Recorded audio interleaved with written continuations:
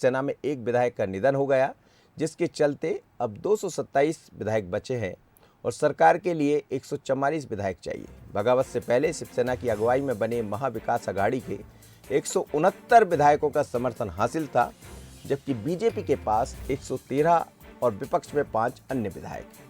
आप ग्राफिक्स के जरिए देखिएगा जो हम चर्चा कर रहे थे। महाराष्ट्र में किस तरह वहाँ की सरकार इस समय संकट में नजर आ रही है, लेकिन क्या जो लोग ये मानकर चल रहे हैं कि सरकार बदल सकती है, क्या ऐसा हो पाएगा?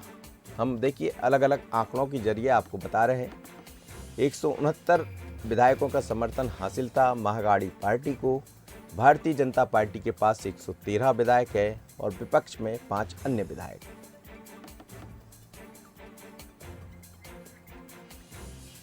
तो चलिए हम इसी को समझेंगे, लेकिन जरा समझते हैं वहाँ का राजनीतिक गणित।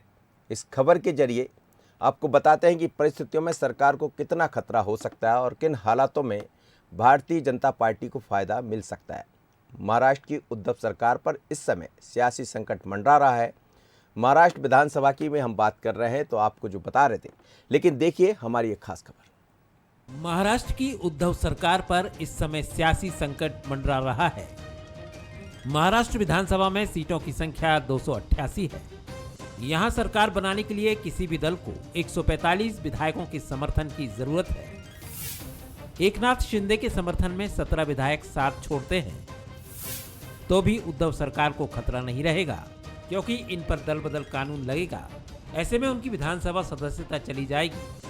तब 288 सदस्यीय विधानसभा में विधायकों का आंकड़ा 271 होगा। ऐसे में बहुमत का आंकड़ा 136 हो जाएगा। बीजेपी के पास सहयोगी दलों के साथ मिलकर 113 विधायक हैं, जबकि महाविकास अघाड़ी सरकार के पास ऐसी स्थिति में 152 विधायक होंगे। यदि एकनाथ शिंदे के साथ 38 विधायक शिवसेना से अलग होकर बीजेपी में शामिल होते हैं तो ऐसी स्थिति में उन सब की सदस्यता बच सकती है, क्योंकि 2/3 सदस्य किसी अन्य दल में शामिल होते हैं या अन्य राजनीतिक दल बनाते हैं तो इन पर दल बदल कानून नहीं लगता। शिवसेना के पास कुल 56 विधायक हैं। इस तरह से 2/3 सदस्यों की संख्या 38 होती है। अगर शिवसेना के 38 विधायक बीजेपी में शामिल होते हैं तो बीजेपी का आंकड़ा 105 से 143 पहुंच जाएगा।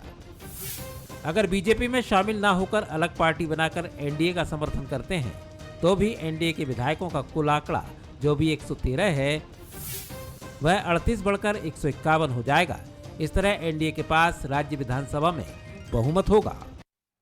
तो ये आप समझ रहे थे कैसा होगा महाराष्ट्र का गणित। यदि जो परिस्थितियां दिखाई दे रही है वो बनती है तो क्या भारतीय जनता पार्टी की सरकार वहां पर वापसी कर सकती है?